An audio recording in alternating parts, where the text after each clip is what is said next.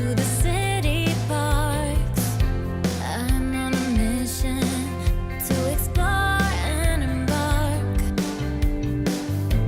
With my sneakers laced up and my backpack on, I'm ready to discover until the break of dawn.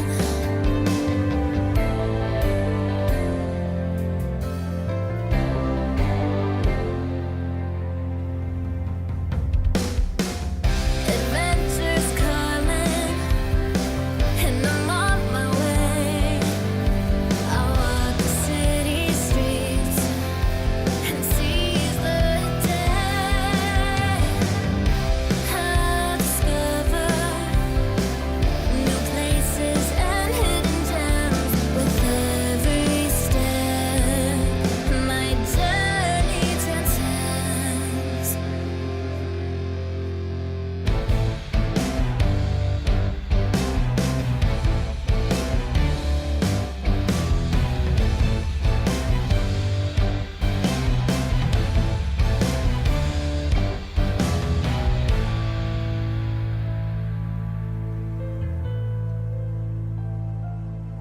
I'll explore the local markets and the street fairs.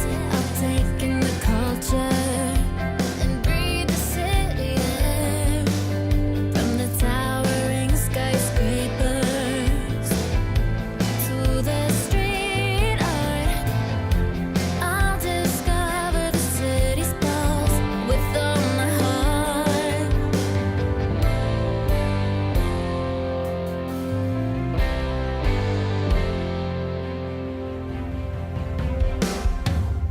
Adventure's calling, and I'm on my way.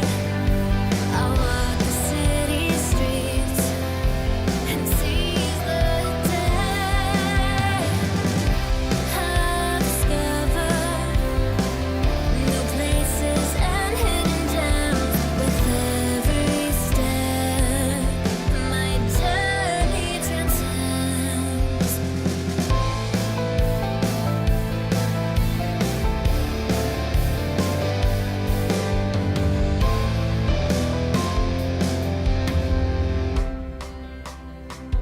Every block I walk, every alley I cross, I'm grateful for the city and all it has to offer. With the buzz of the people and the rhythm of life, I'll keep on walking towards a world so right. From the streets of Harlem to the Brooklyn Bridge, I'll keep on walking and never miss a beat. I'll find my adventure and live my life. Adventure's calling, and I'm on my way. I'll walk the city streets and seize the day. I'll discover new places and hidden gems with every step. My journey transcends.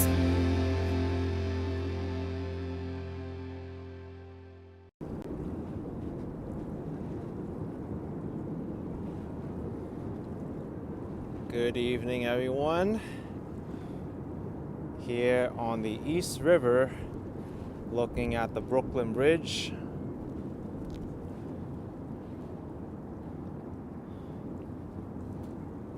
And some parts of Lower Manhattan here.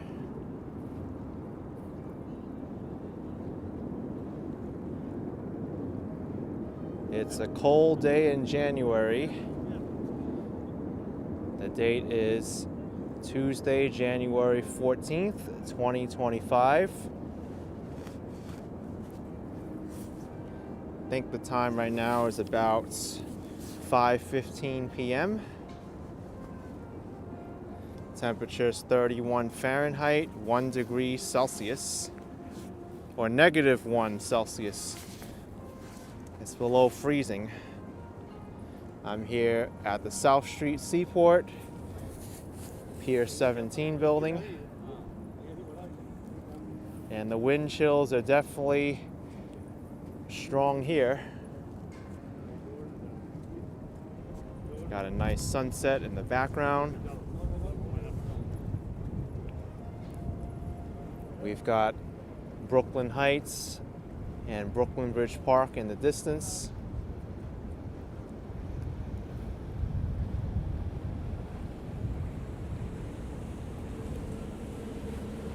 There's a New York City ferry boat about to make a stop.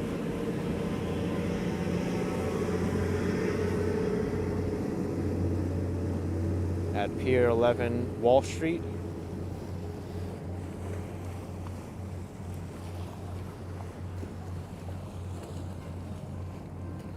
I think in this walk, we'll head along the east side of Manhattan.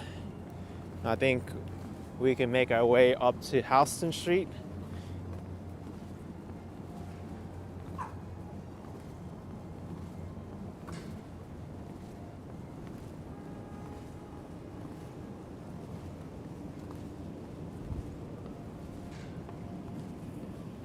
I wonder how this dog is feeling right now with these cold temperatures.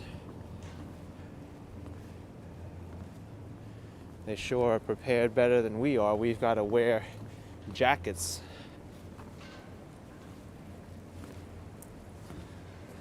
Dogs naturally have hair that covers their entire bodies that's much thicker than ours.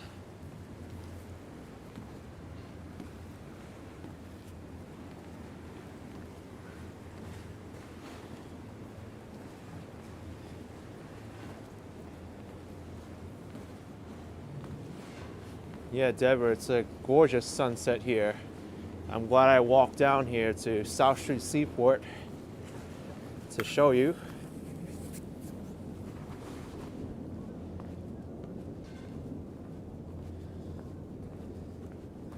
But not too many people out here today. There's not many who would take one of the coldest days in January and come out here. This is more of a spring and summertime kind of place.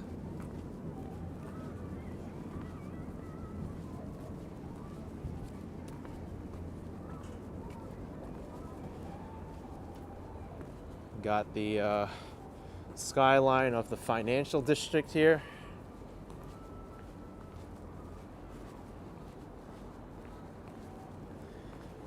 There's also a new art exhibit here by the South Street Seaport. They have these illuminated spheres. Actually, I didn't see them illuminate on the way here. It's only now during sunset time that they started to turn these on. So pretty neat.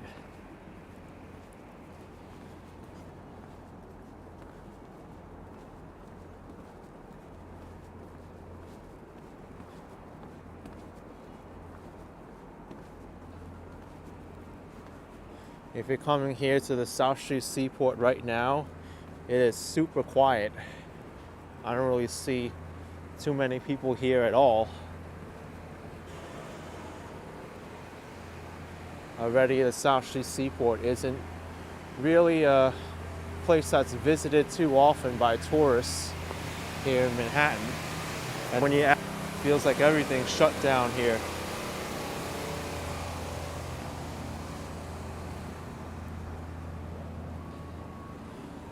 I'm not sure if the middle one is working here. The big blue sphere.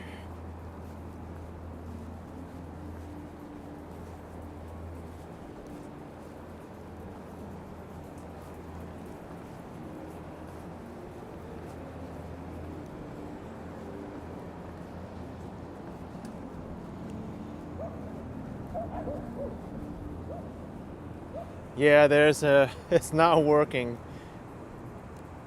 There's an error. Vulkan device error. Up, Windows crashed. It needs to be rebooted. Exposure live light painting from November to February.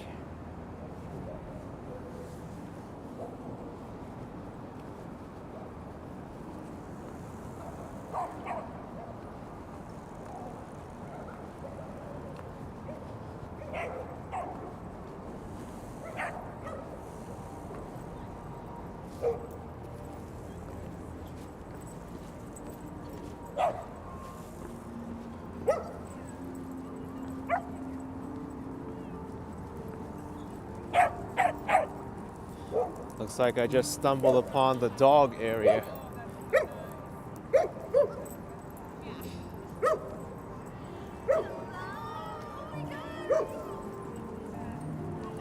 Everyone seems so friendly.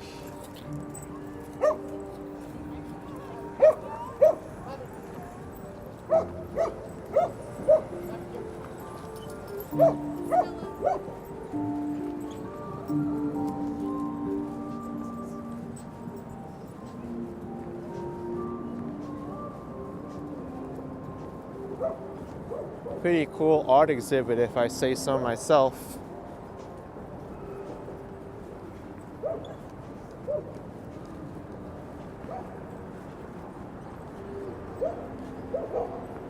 Yes, that's right, Kevin.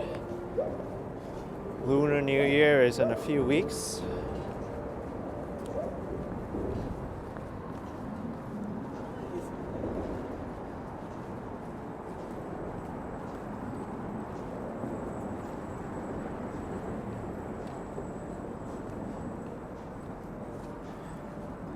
This is the Tin Building.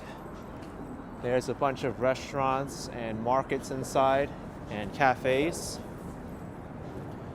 Although I did hear a very tragic story about the Tin Building, there was an article I read a few days ago, and quite a bit of people lost their jobs here because there was an investigation that went into the employment contracts of some of these workers, and apparently not all of them were legit. So as a result, many people were let go practically overnight.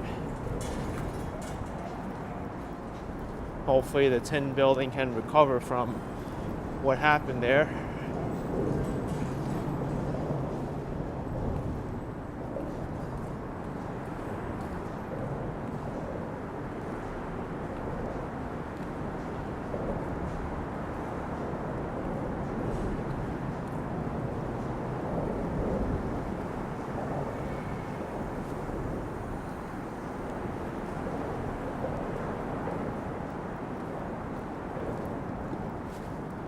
I think what really hurts this area from recovering is that it's a little bit of a walk from the New York City subway system.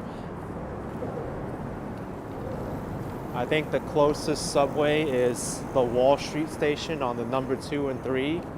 And even then, it's like another 10-minute walk from the subway to here.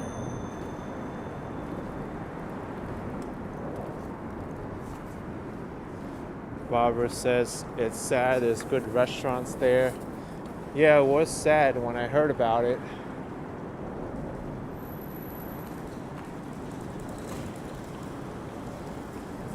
But, you know, that happens with the course of business.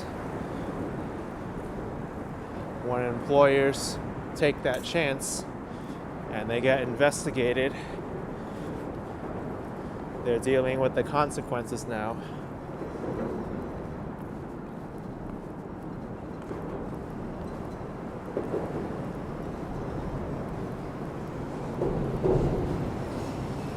It's the same thing with businesses collecting or not collecting sales tax too, because most businesses, they do need to collect the sales tax.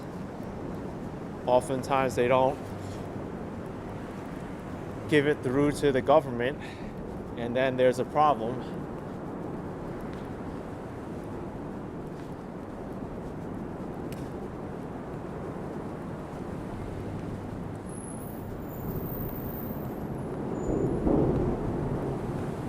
An Australian in Portugal says, I love when New Yorkers describe things as far. It's hilarious. Well, it's not far from me, but I'm just saying having the subway kind of makes New Yorkers a little bit lazy sometimes, because there's oftentimes destinations that are right out of the subway station where you don't have to walk to or go out of the way for.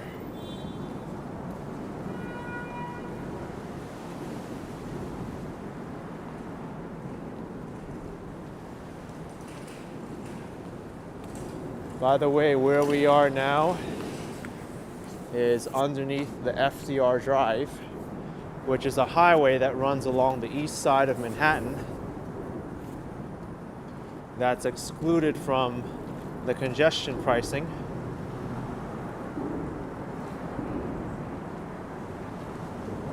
Also, I want to follow up about the congestion pricing and what I observed yesterday. After thinking about it, after my stream ended, I kind of understand how the congestion pricing cameras and the technology works now. So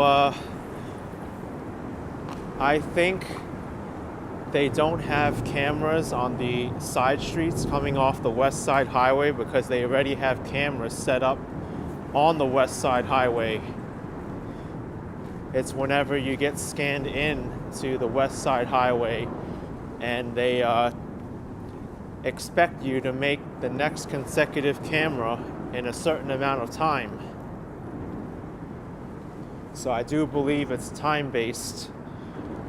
If you exceed that threshold, that's when you'll get charged the congestion pricing. And in a way that makes sense, because I even checked the MTA website and it confirmed what I thought. Their methodology to collect the congestion pricing is actually quite simple.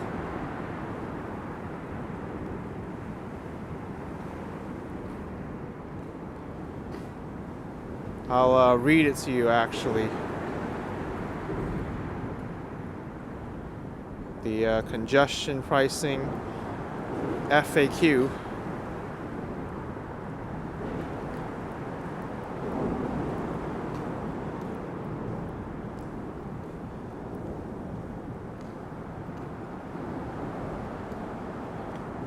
If I could load the website.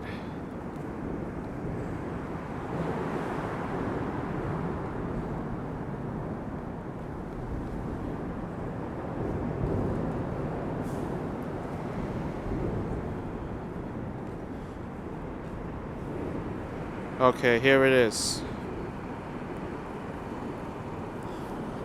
How does congestion pricing system know if a vehicle left the excluded roadways and should be charged a toll? They're located at multiple points along the excluded roadways. Vehicles that are detected at multiple detection points in sequence are then detected exiting the congestion release zone all in a reasonable period of time. They don't let you know what that is, will not be charged the toll. The system will only charge a toll only if a vehicle is no longer detected on the excluded roadways. So they're only on the West Side Highway, and my guess is that they have congestion pricing cameras along the FDR Drive as well.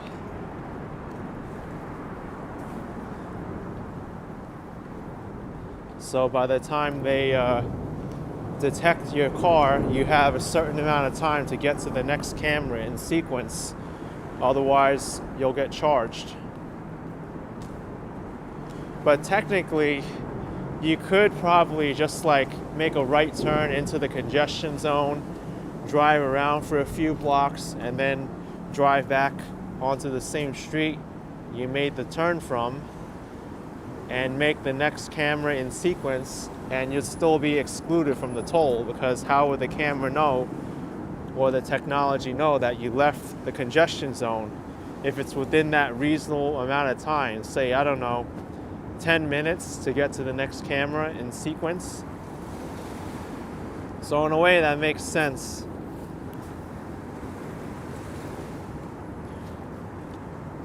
But I did find a massive ambiguity yesterday when I was walking along the West Side Highway.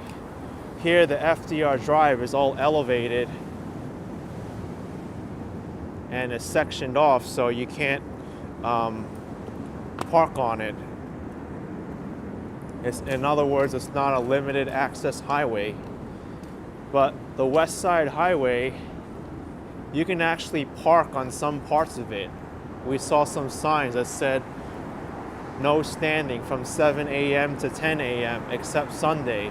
And then the rest of the times were truck loading zone. Technically, you could park there all day on Sunday. What happens if you drive onto the West Side Highway? The camera scans the car.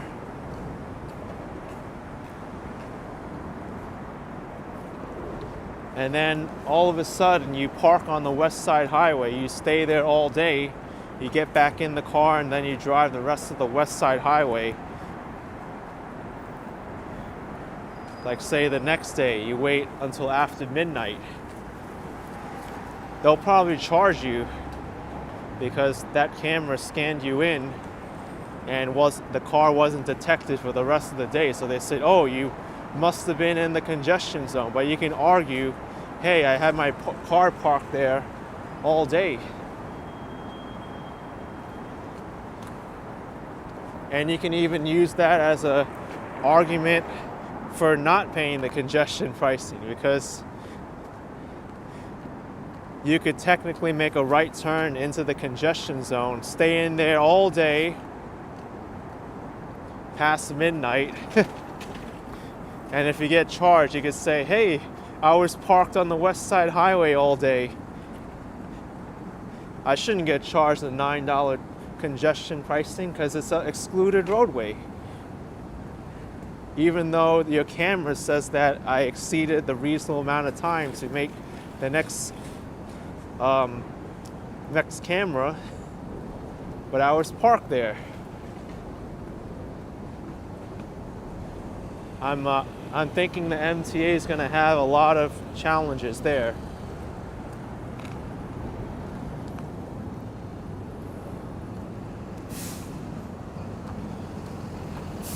Kevin says you see the cheese grater building, 1 Manhattan Square. Yes, that's the cheese grater building.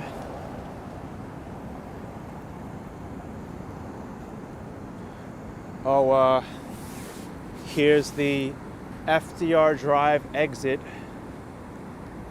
to Pearl Street, as well as, yeah, there's the FDR Drive exit to Pearl Street. You see, I noticed them. You see that under that sign there? Those are the congestion pricing cameras. So that's how they know that you exited the FDR Drive and should get charged $9.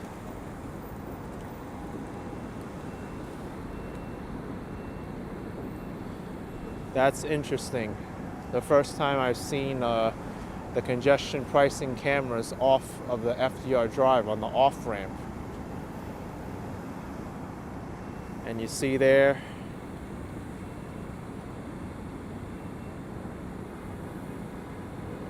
toll congestion relief zone entrance.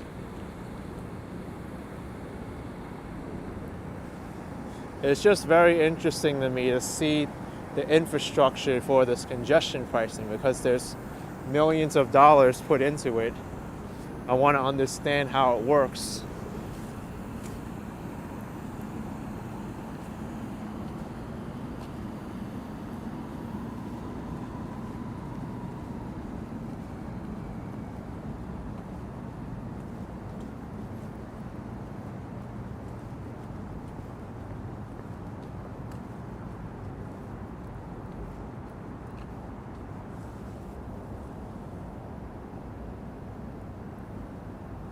Yeah, maybe we should go up this way. I'm curious. Maybe the Houston Street exit will have congestion pricing cameras too.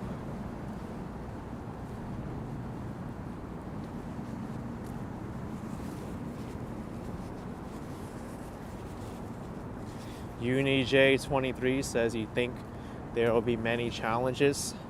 Also, you know what I noticed yesterday when I went back to my stream?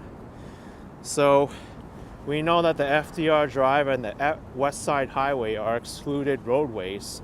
Well, you can drive from the FDR Drive to the West Side Highway.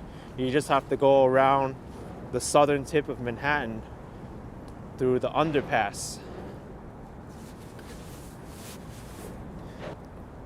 Coming out from East Street,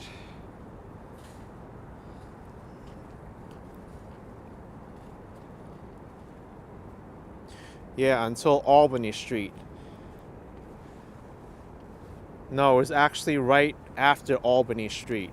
There's actually 3 streets that you can make a right turn into the congestion zone before you hit that camera. You can make a right turn on Rector Street, on Morris Street, and Albany Street, and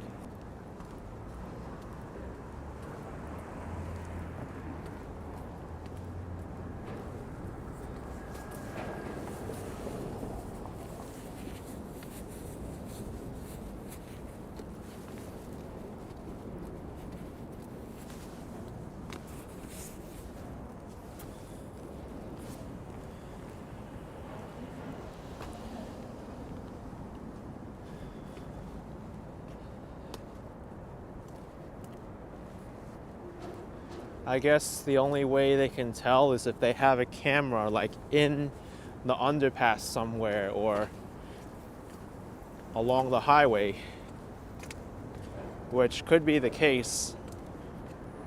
And in that case, my argument for possibly avoiding the congestion zone pricing is void, because people will get charged regardless.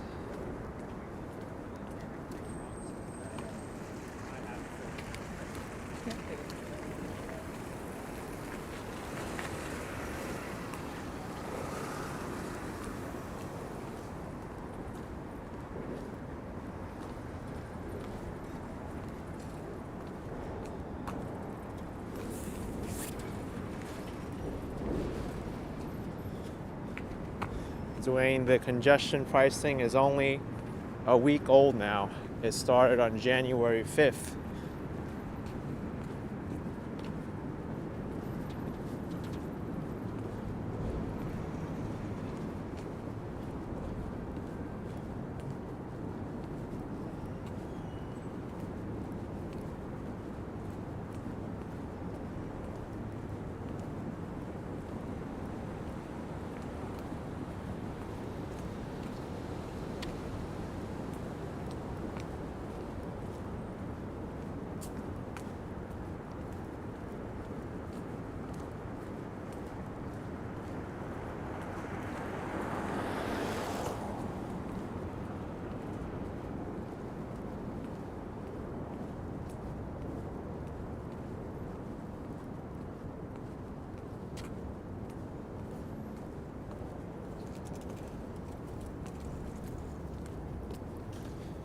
This is some construction project.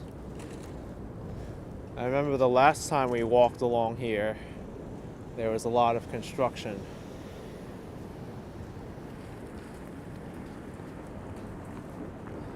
Actually, I don't even think I can walk over to Houston Street from here, because I remember there was a huge section that was still under construction.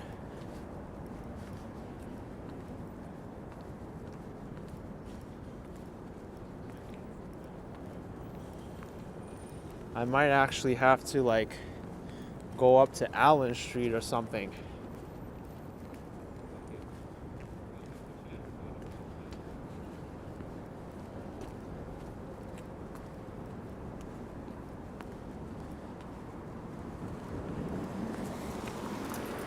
Yeah, I think I'll do that. Once I get over to 1 Manhattan Square, I'll make a left.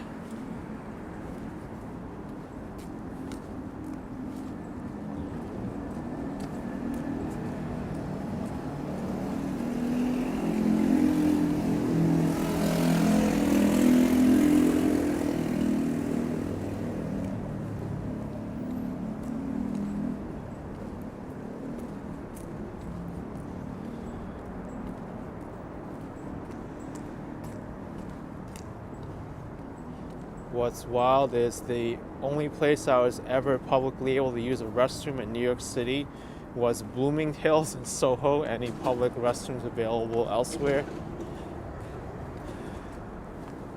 I mean, department stores like Macy's, Bloomingdale's, transit centers like the Oculus, Grand Central Terminal, Port Authority Bus Terminal, Staten Island Ferry Terminal are usually very dependable when it comes to public restrooms. But for the most part, they're hard to come by sometimes.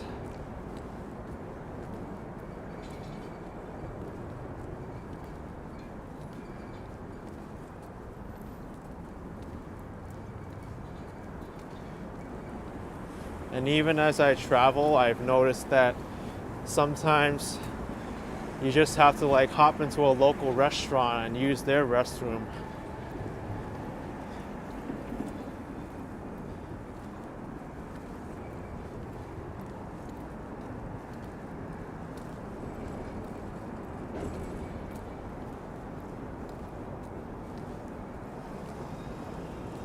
Yes, Ricky, Manhattan Bridge is coming up.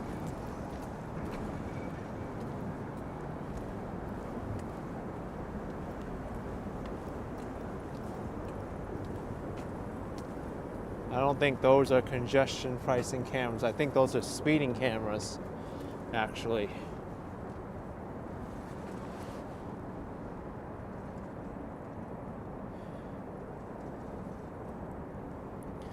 Dwayne, there are, I would say, the Got to Go NYC map overlay is the best. It can, however, be slow to load. And I think it's kind of too overwhelming now, that map that shows where most of the public restrooms are.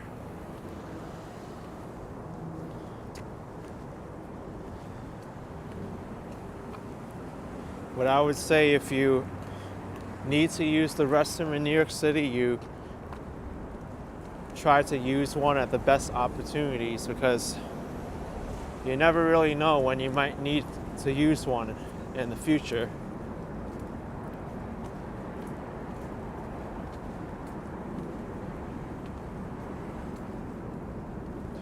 Book Girl NY had a heck of a time finding bathrooms in London. Oh yeah, me too. I remember when I was walking, I think from Oxford Street to Piccadilly Circus, I really needed to go and I couldn't find a public restroom. I ended up walking into a Five Guys Burger, going upstairs and just using the restroom there.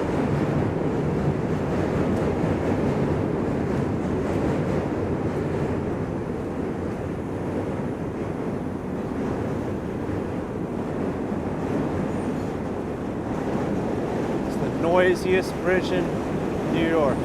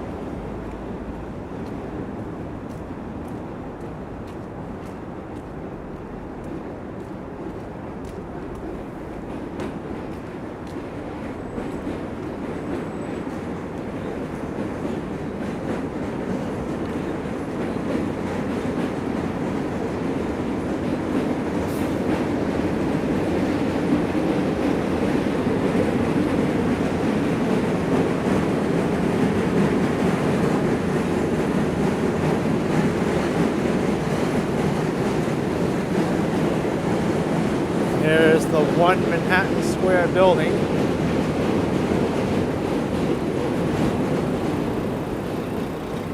This used to be a supermarket called Pathmark back in the 1990s and early 2000s, and now it's one of the tallest buildings in Manhattan.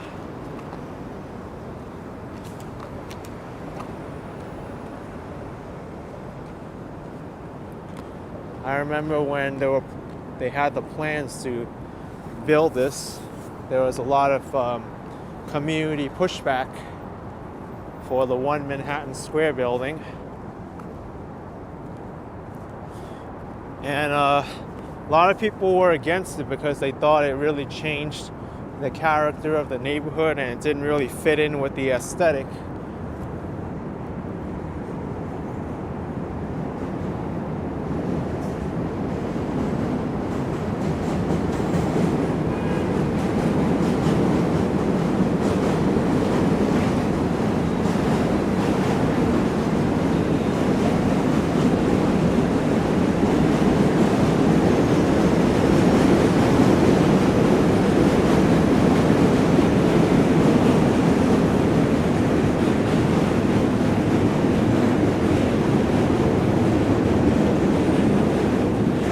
Chris says it's kind of spooky.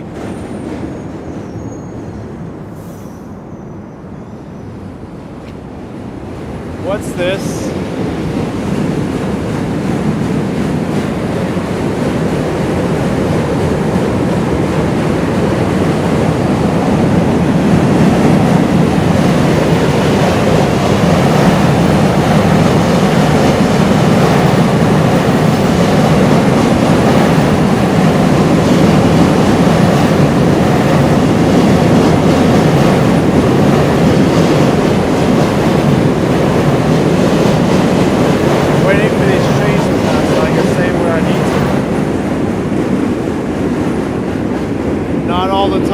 New construction,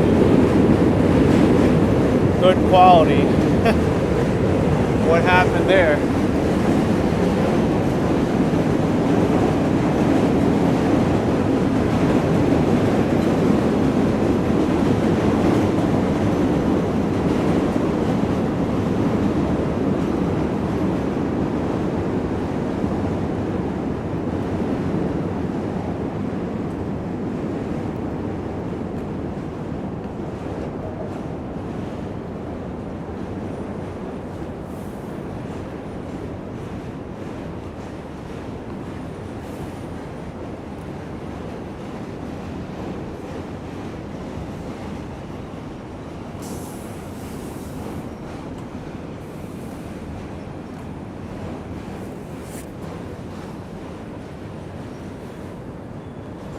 I often hear a lot of complaints about new construction,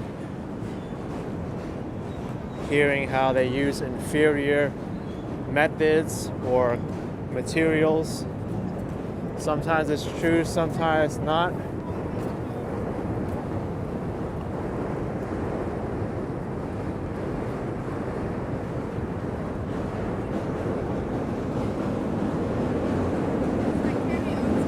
Thanks, Bethany, with $1.99 from Tucson, Arizona. Appreciate the support.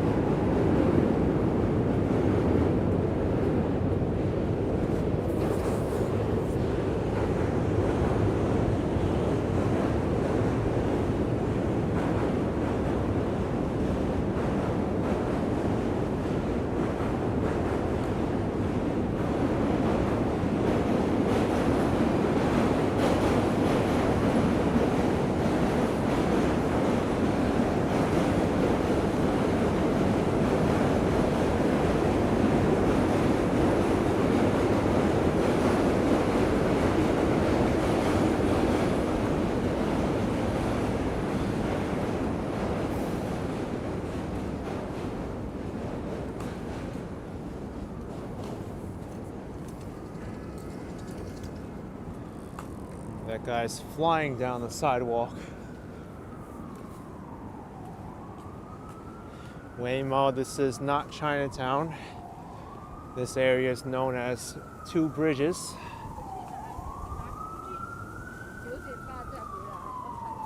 We're about to head into the Lower East Side. Chinatown is actually over to the left here. If you're to go left here on Madison Street, you'll be in Chinatown.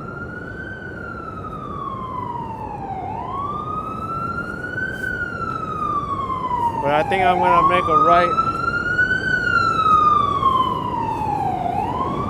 a right turn over on East Broadway.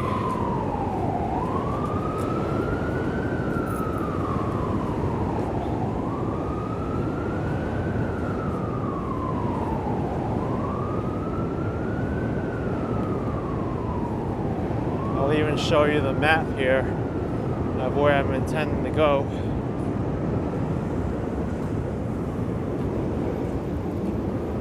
So you are here, gonna go up and go to East Broadway because that'll go northeast closer to where I want to go to Houston Street. If I go this way, then I'll be further away.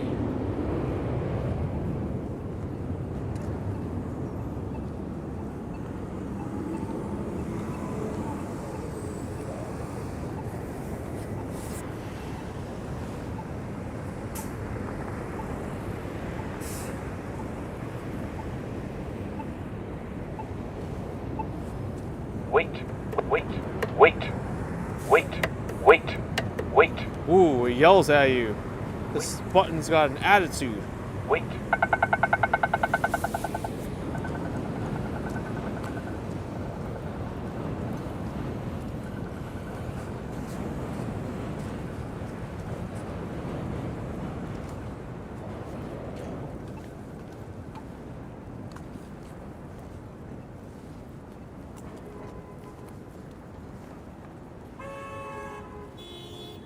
Yeah, J. Chris, I could tell.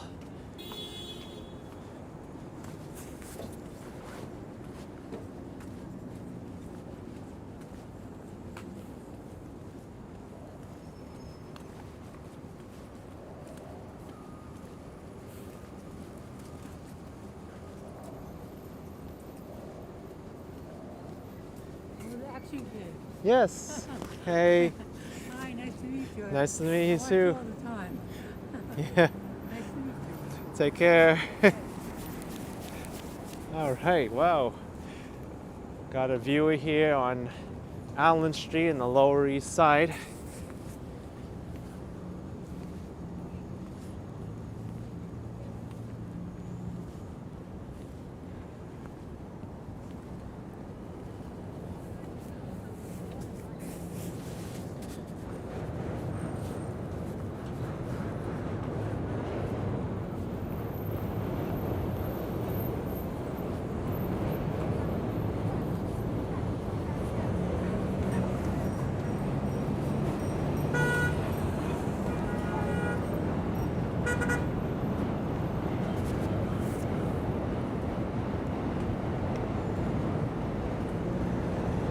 DC 322, this is Pike Street.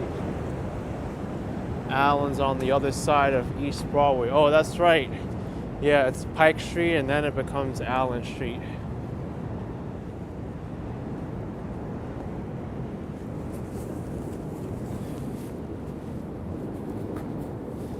It's kind of like how St. James Place becomes Pearl Street.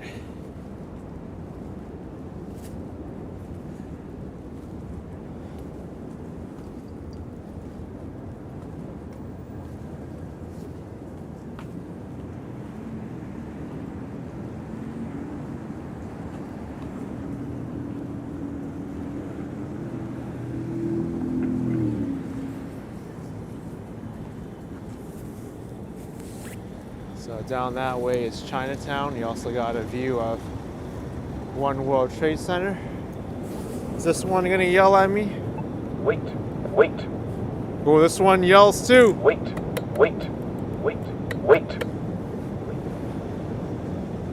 They're getting real mad at us now. It's so quiet now.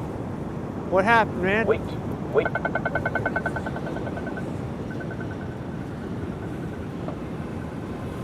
Maybe the cold weather makes them more emotional. Wait.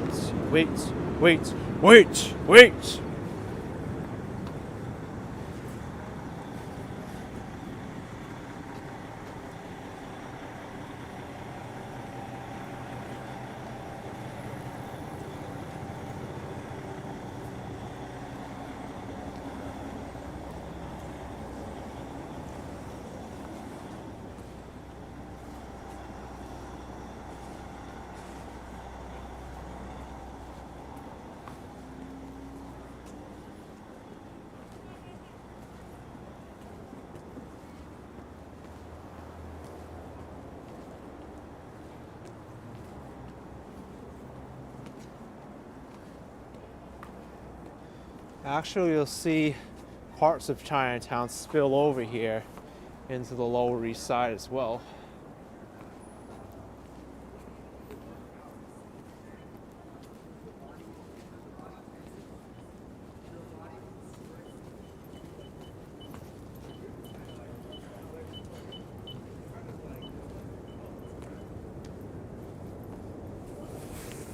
All you can eat.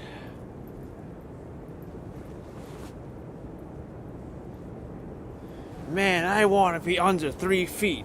You pay less money. Way less money. That's crazy. $6.99 if you're under 3 feet.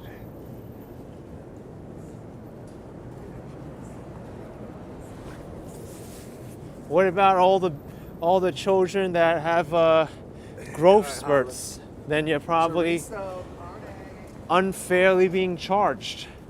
It used to be that places would charge you if you're like under a certain age, but now it's by height. Oh my gosh. And then the kids that grow slowly, they get to enjoy a cheap place like that for a long time.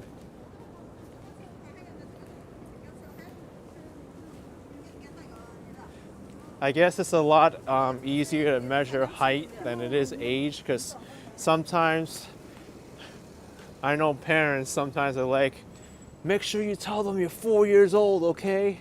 And then the kid will be like, I'm not 4 years old, I'm 5.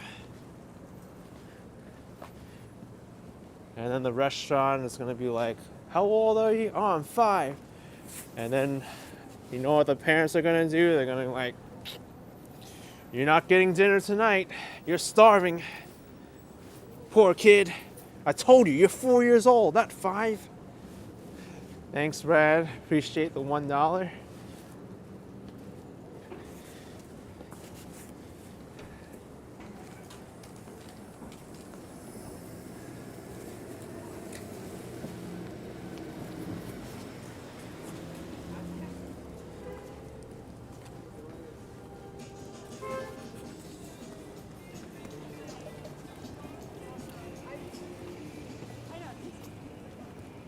By the way, this spot here, Wu's Wonton King at East Broadway and Rutgers Street, is excellent if anyone wants to dine there.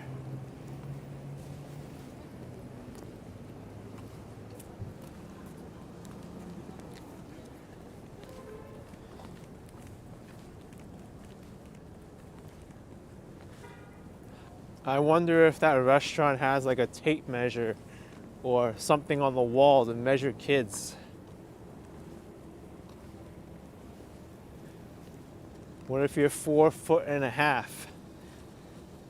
Do they round up and they say, oh, well, you're 5 feet? Man, that would suck if you're 5 feet and 1 inch. I don't know what you can do at that point. I don't know. Get a haircut maybe, and then they'll measure you from the top of your head instead of the top of your hair.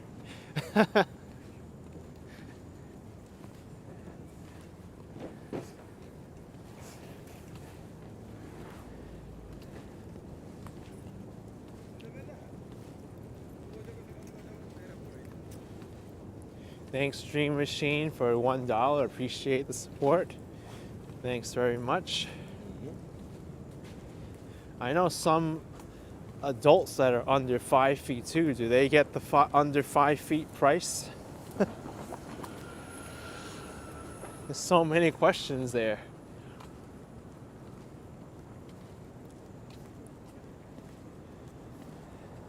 Racer X used to go to this library coming up. Looks like a really nice branch.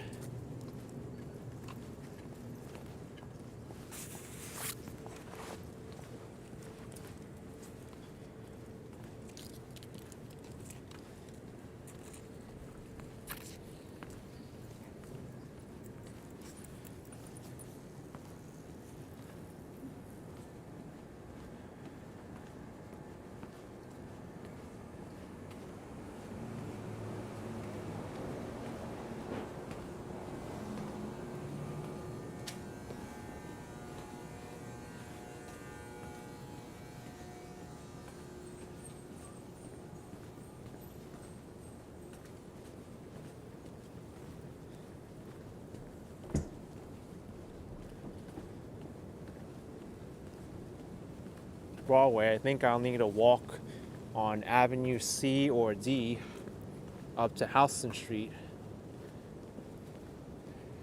in order to make it back to the coastline again.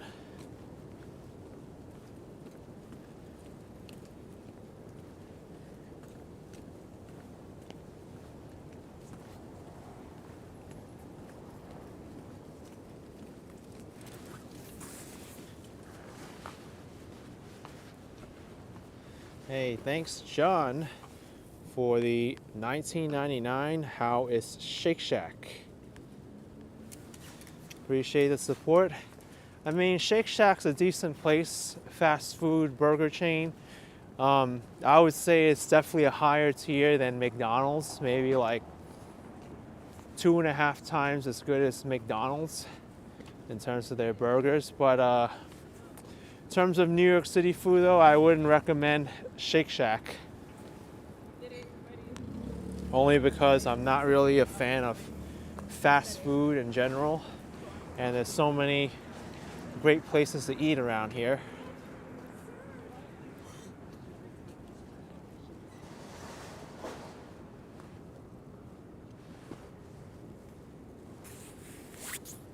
It's not like New York City doesn't have tons and tons of restaurants around.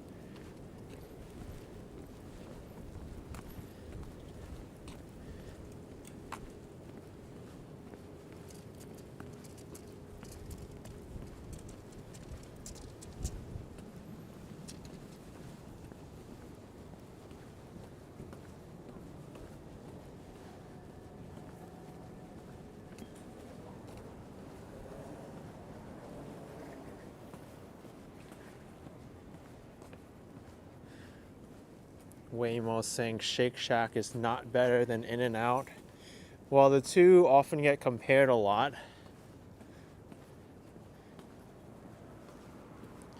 In-N-Out, they're more on the West Coast. And Shake Shack is started here in New York. I mean, for me, I like both. Can't really say one's better than the other because they're both different places.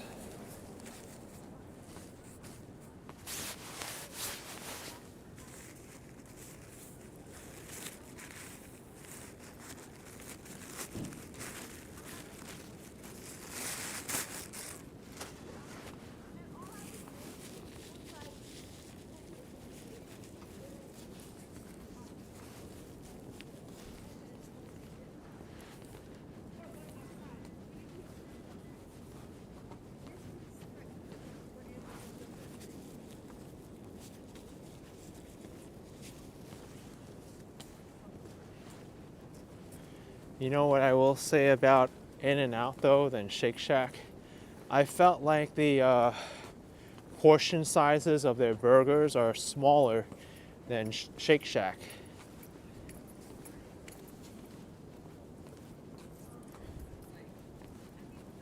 Then again, it's been a long time since I've had either one.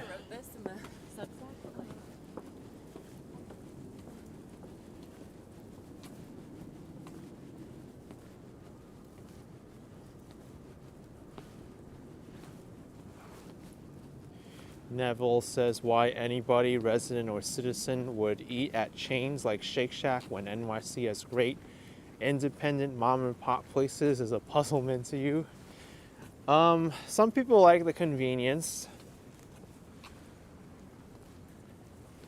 and they don't really want to be bothered searching for a local restaurant.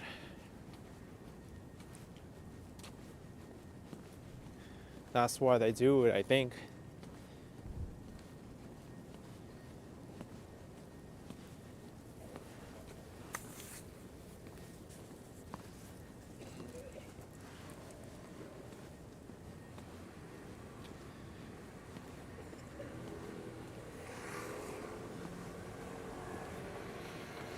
Sometimes people really aren't that experimental when it comes to their food.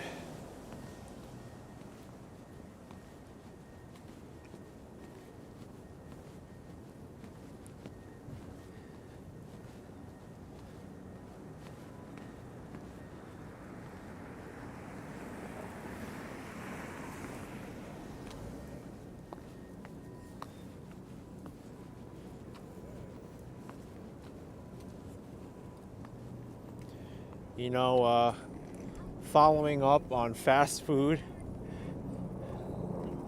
I've eaten at fast food chains in different places that I've traveled to, and oftentimes I find them to be better and they have more interesting menu choices than the same chains in the United States.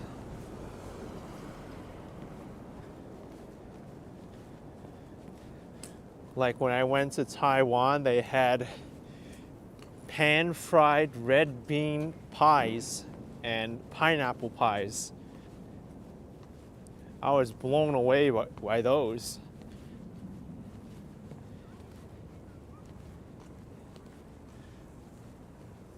And when I went to Thailand, I ate at a McDonald's there. They had spicy chicken.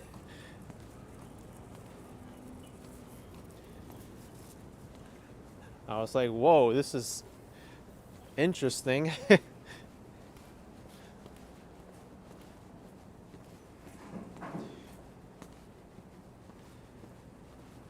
And then when I went to Toronto, I think I ate at a McDonald's there, and I could have sworn the meat tasted better up there for their hamburger.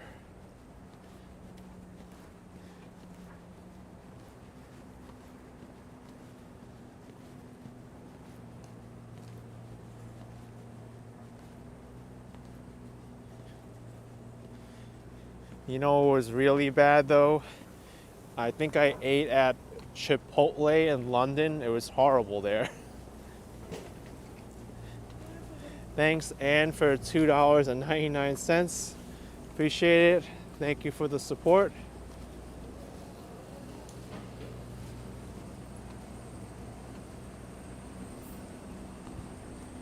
I think this might be the end of East Broadway. Now it's Grand Street.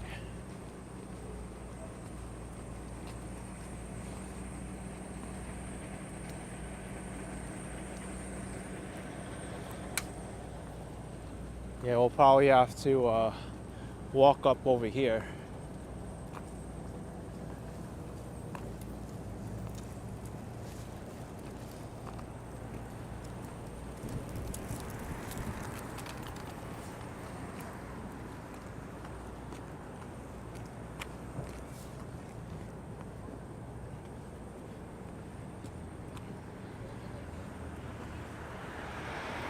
Eventually we'll hit the Williamsburg Bridge, and then I could probably take Avenue C or D up.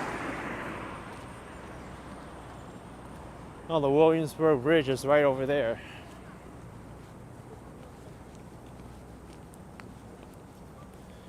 I know there's an underpass somewhere.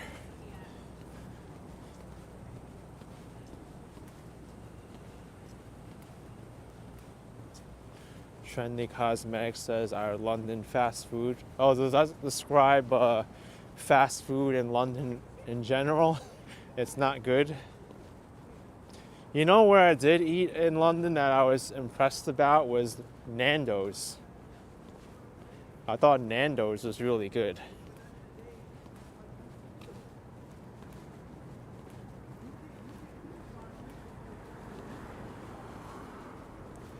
I know a few people recommended me to eat there, and I'm glad I did.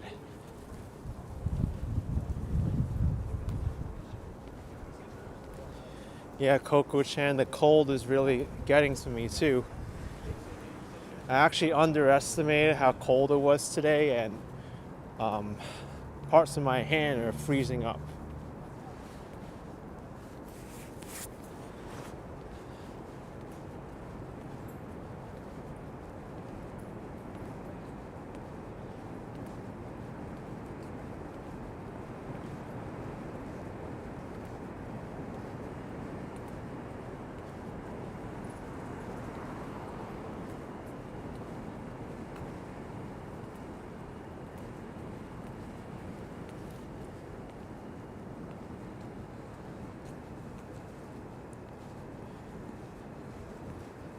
Oh look, we can just walk right through. That's easy.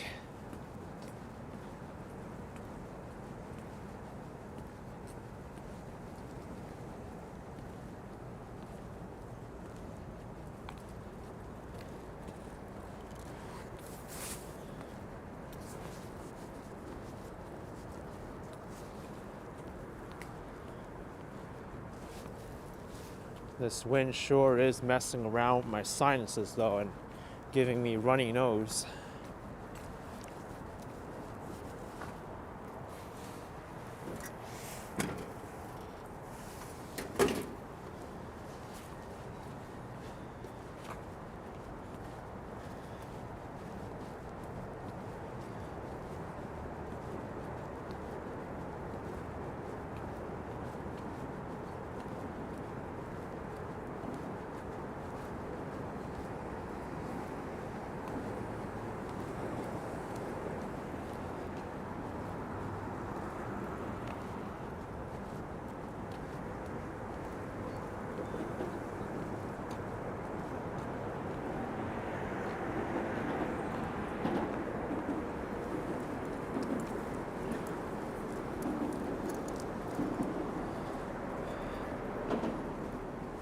Williamsburg Bridge is above us.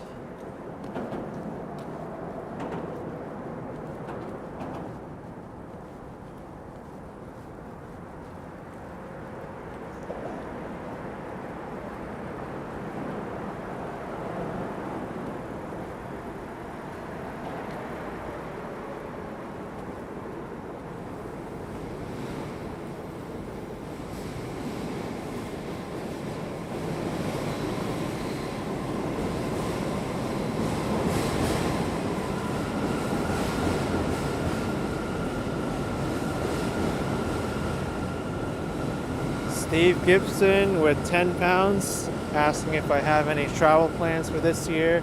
Yes, I do. Appreciate it, Steve. Thank you very much.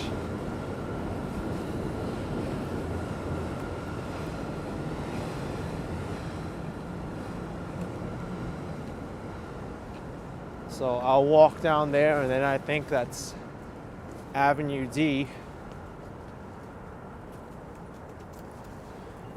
I can take that up to Houston Street.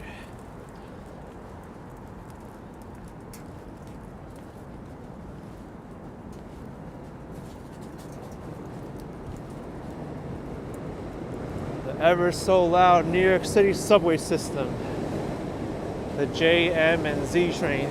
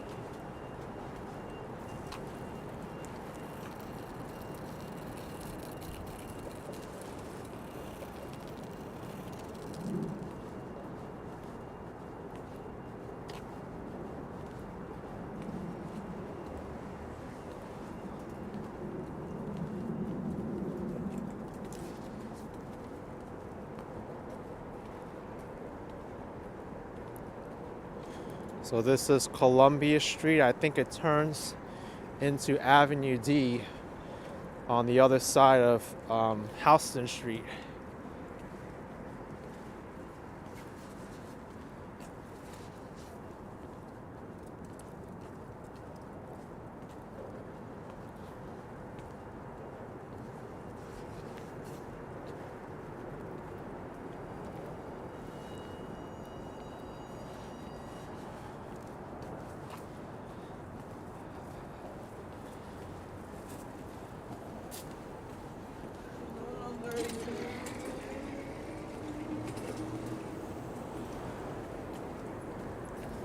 Yeah, stylish bunny. It's going to be cold here for a while in New York. At least until March, I think.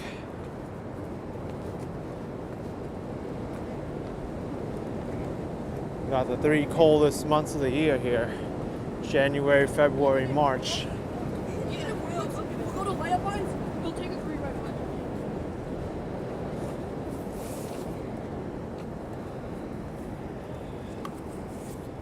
They got some good deals here for groceries. Arizona iced tea a gallon, $3.49. 3-pound navel oranges, $3.99.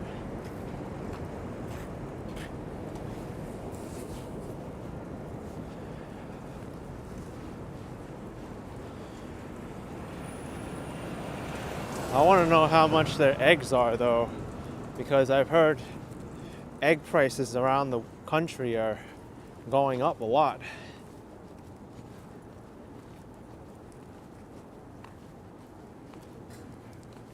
You know, speaking about Arizona teas, I remember watching a YouTube video where they interviewed the CEO. They keep their prices low all the time, and they have that philosophy that they don't want to raise the prices on their Arizona drinks.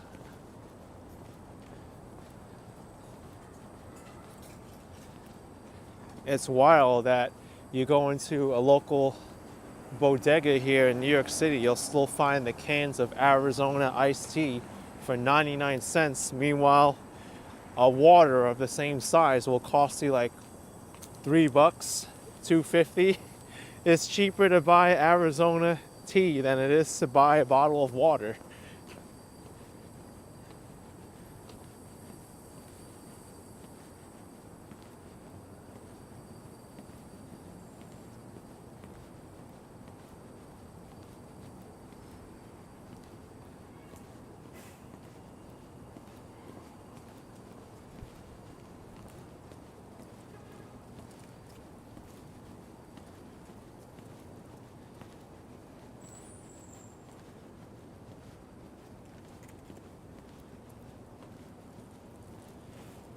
Yeah, Dan, tea is mostly water anyway. The Arizona teas is just mainly water with sugar.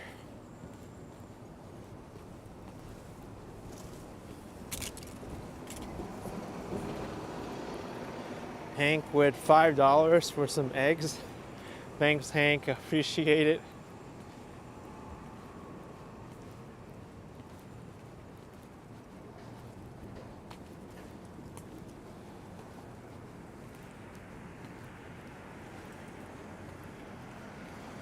Looks like we've almost made it to Houston Street.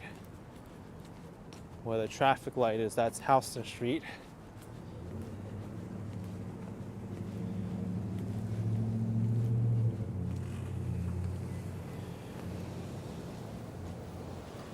Adriana can't find grass-fed eggs right now.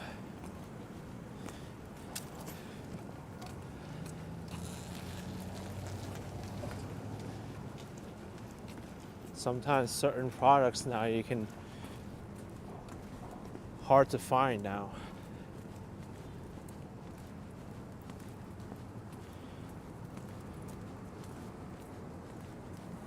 I think the cold weather's starting to get to me now.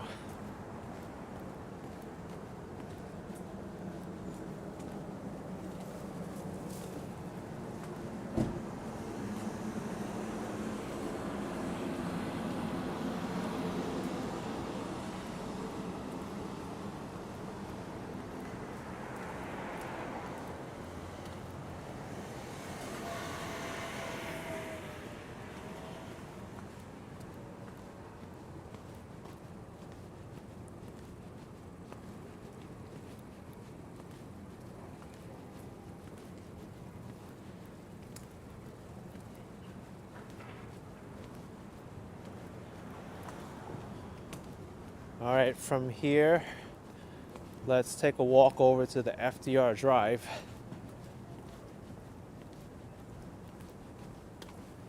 And see what's going on there.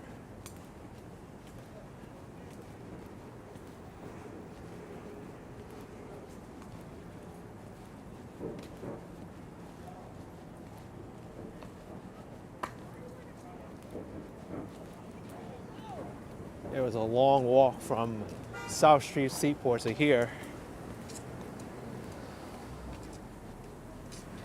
Choreographic, thank you for the $2.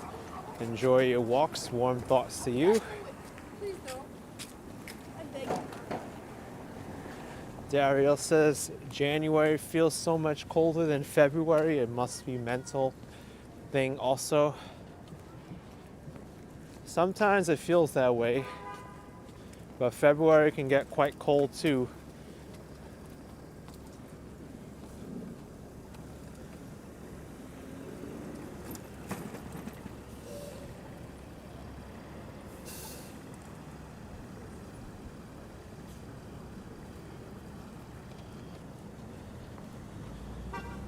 All right, let's see. If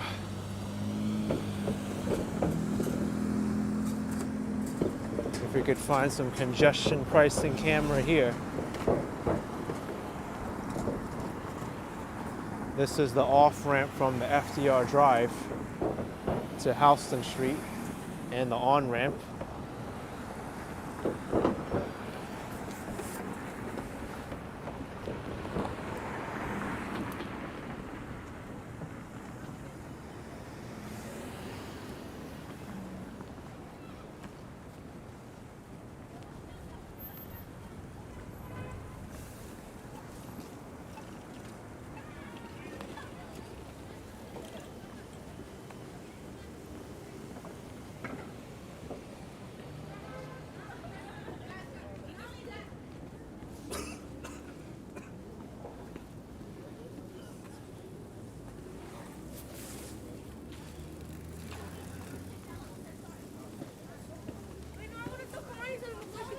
Bang, bang! Hey, Because he's mad that both of us. Bro, like it's mad.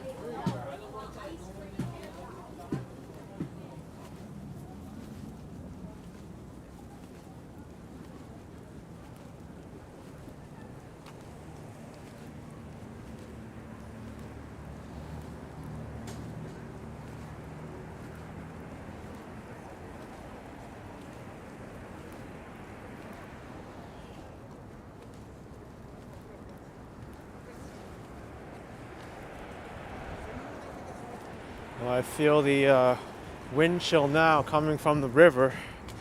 It's much colder here. So I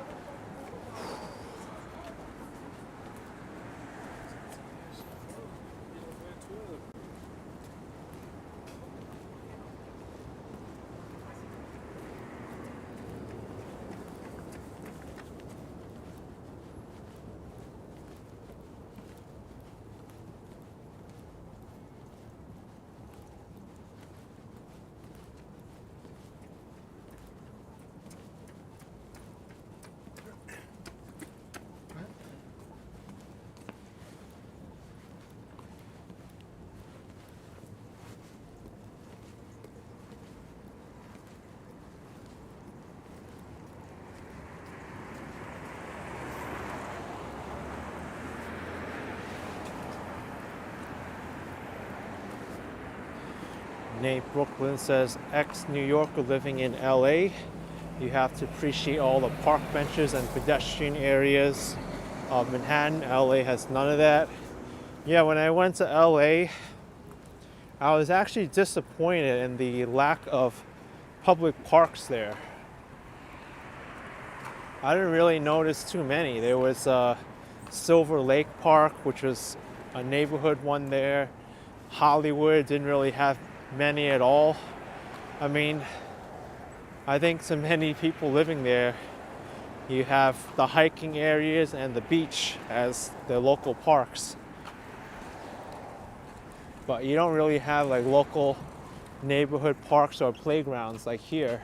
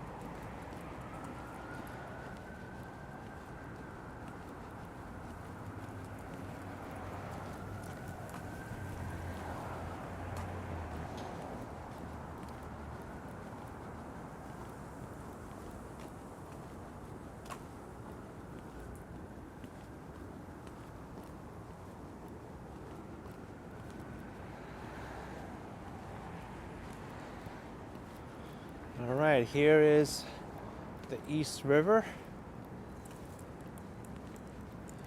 We've got Williamsburg, Brooklyn across the East River.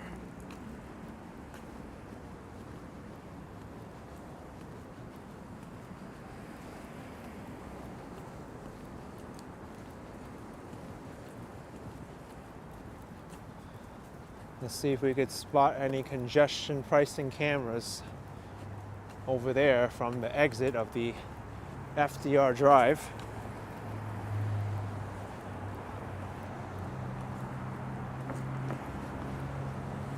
I'm sure there are somewhere.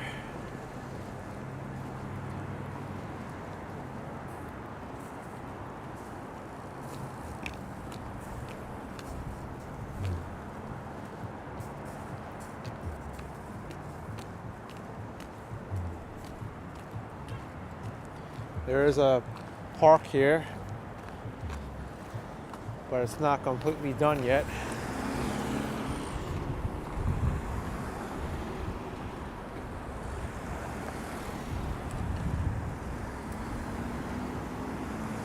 I think what I'm gonna have to do is try to go here and zoom in.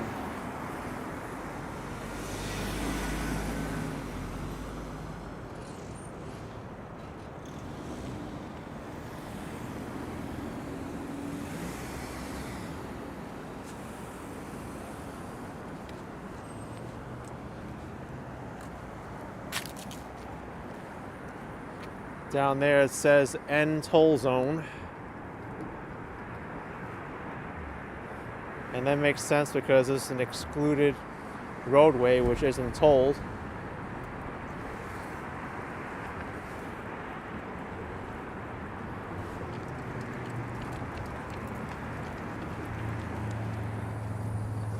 But does this off-ramp have a camera to scan cars getting off?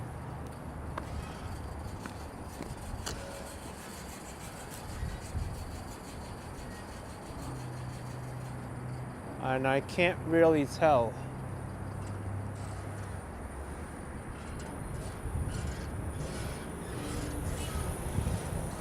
I don't see any cameras down there.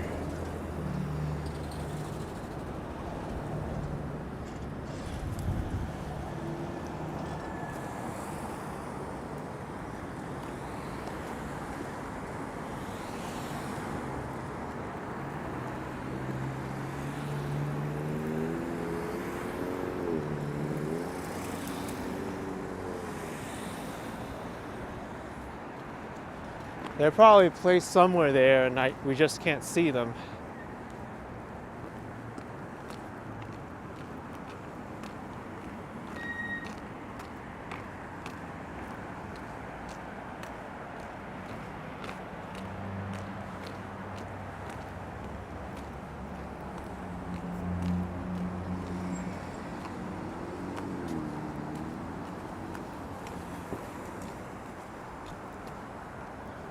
What about here? There's an off-ramp here.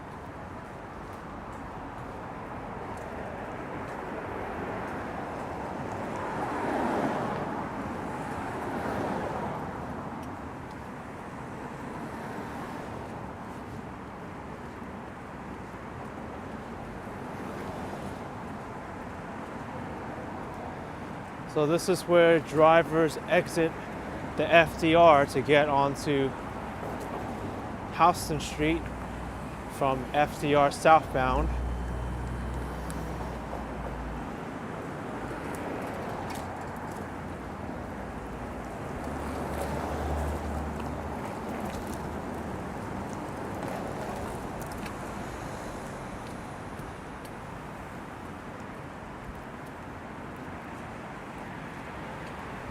I do see a pedestrian overpass there. Maybe they set up the cameras there. Football Shane Life, we're at $2. It's 432 Park Avenue, visible for where I am. No, not at all. Thank you for the super chat, appreciate it.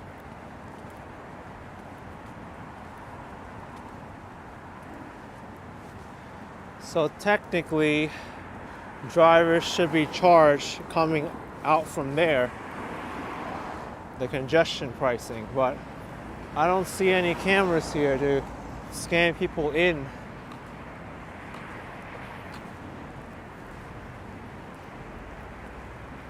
The only one we saw was the one on the Brooklyn Bridge, or coming off the FDR Drive.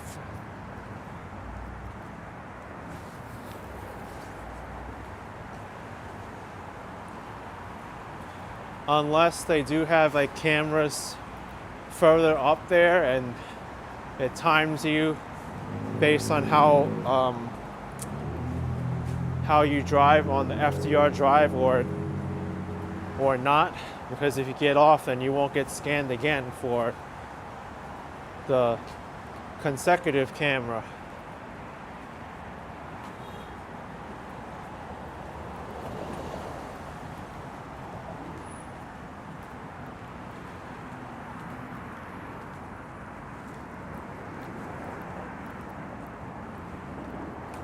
I like to think I'm doing more investigation into this congestion pricing camera and infrastructure than the than the news is.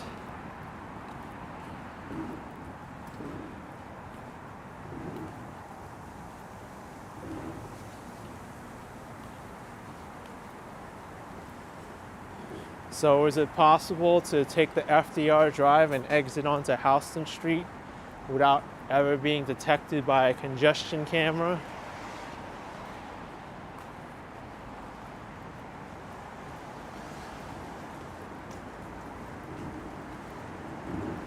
There's no cameras here. This is just a overpass.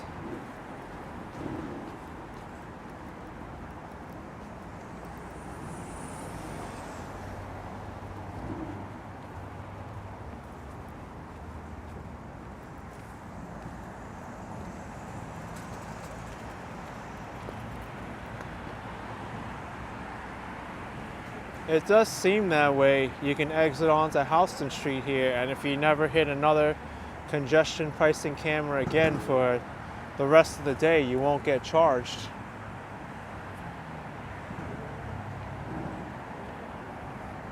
It's interesting.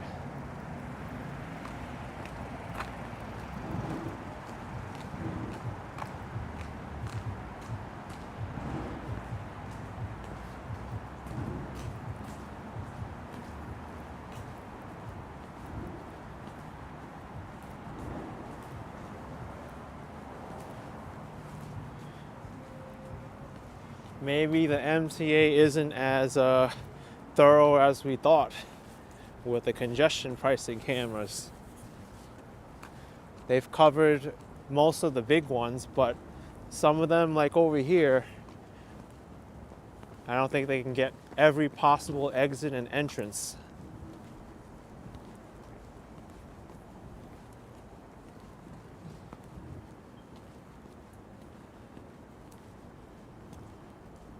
I mean, what's to stop someone from, say, coming from Queens, taking the Queensboro Bridge upper roadway to the Upper East Side, taking the FDR Drive south from there, and then exiting over here, and then going up back to the Queensboro Bridge where you can enter from 57th Street and technically there's no cameras there, and you might not get charged.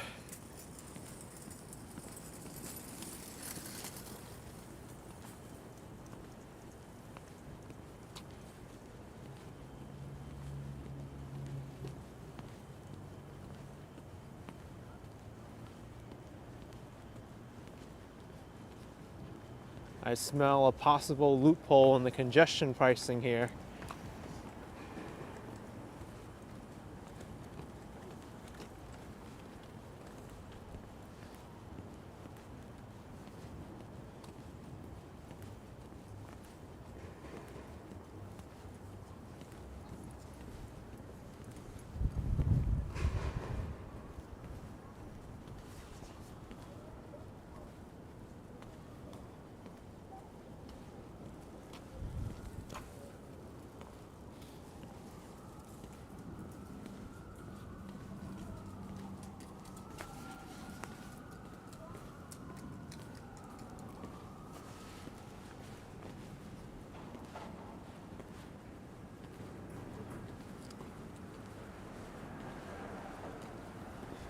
Jay Chris saying life hack. It is possible that they could put congestion pricing cameras on the Queensboro Bridge though, going into Queens. So it scans you on the way out.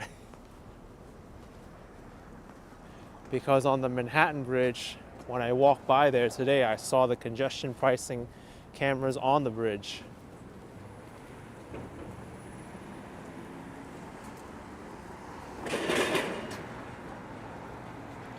Tell you what, folks,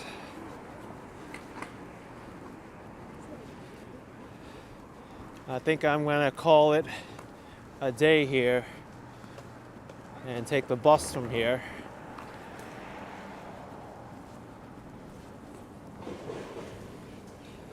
Hope you enjoyed tonight's live stream. If you did, then hit the like button for me, subscribe, and I'll see you next time. Bye, everyone. Take care. I'm gonna have to wait for the next bus though. I wasn't here in time.